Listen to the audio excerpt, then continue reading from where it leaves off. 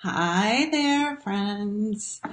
My name is Yolanda, and I am coming to you live from our Harbor Therapy offices here in Lutz, Florida. And I cannot believe it, but next week is Thanksgiving.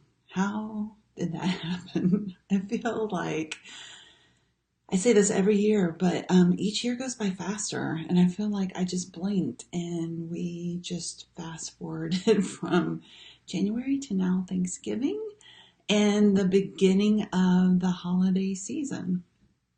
So, hi, Shaman.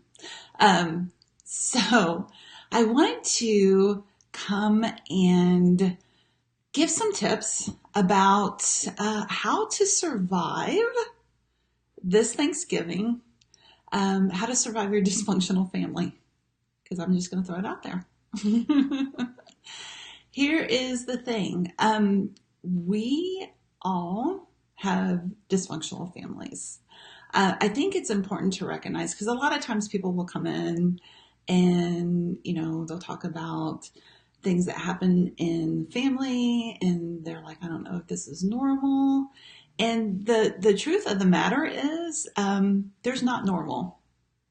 There's not a normal family. I think that as a society, we have gotten used to kind of the Norman Rockwell version of American life, with, father knows best kind of leave it to Beaver, with mom wearing heels and pearls and putting a perfectly roasted turkey on the table and everyone sitting together so blissfully. And that just doesn't happen. Like, we all have dysfunctional families. Dysfunction kind of happens along a continuum. So for some families, dysfunction might be like, do we use yams or sweet potatoes in the casserole? And for other families, it might be, a full out brawl with Aunt Frida.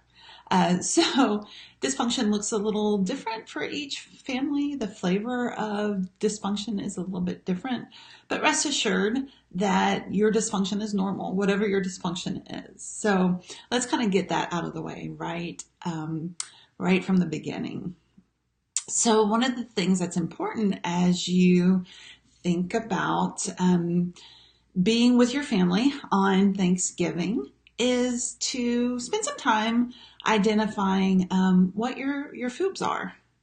So here, I was recently introduced to this acronym of FOOBS. So it's not my original idea, but FOOB stands for Family of Origin Bullshit.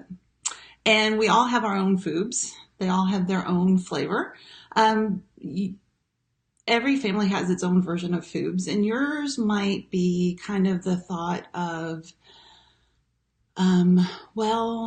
putting boundaries into place means not love, right? It's those messages that we're given by our family members, by society as we're growing up, that as we get older, we recognize really don't serve a best purpose for us. So get clear on what your FOOBs are telling you, right? It could be Aunt Edna's views on politics.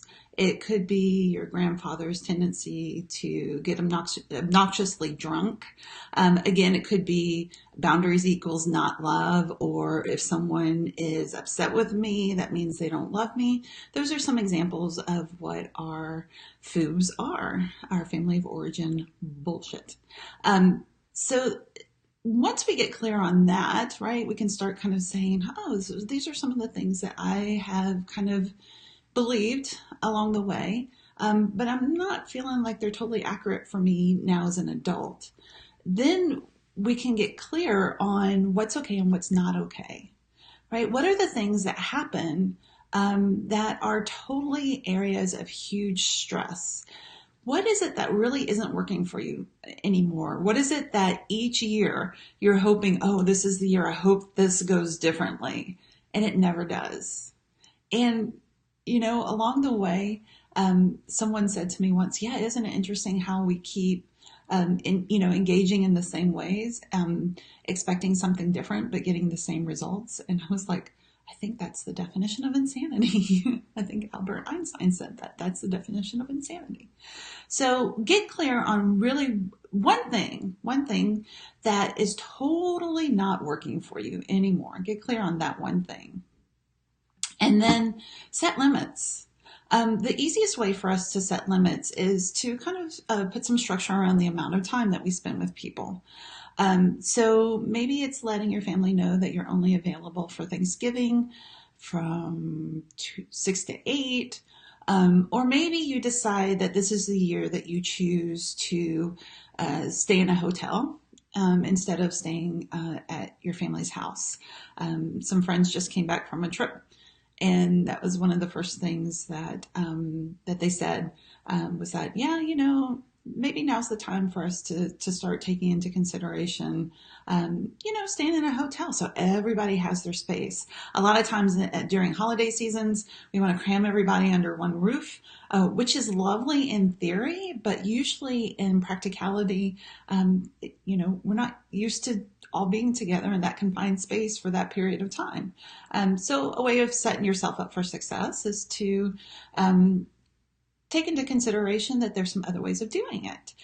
These are usually hard steps to take, right? Because we've done things the way that we've done them for so long, right? And doing things differently can be really hard. So you'll need some support. You'll need some support from a spouse, from a friend, from a therapist. That is some of the things that during therapy you can find beneficial to get some support identifying and support in implementing and following through with new boundaries, with boundaries with your family, especially boundaries with your family. Those are tough. But these are the changes that we need to take into consideration to help keep us sane during Thanksgiving, and to start kind of making some shifts and adjustments so we can set ourselves up for success and actually enjoy our family instead of feeling frustrated and resentful and exhausted afterwards. So those are just some thoughts as we are gearing up for Turkey Day next week. We are here for you to help support you in identifying what your foobs are. We're here for you through Thanksgiving, through the holidays, and into the new year. Have a happy Wednesday, and we will talk to you guys soon.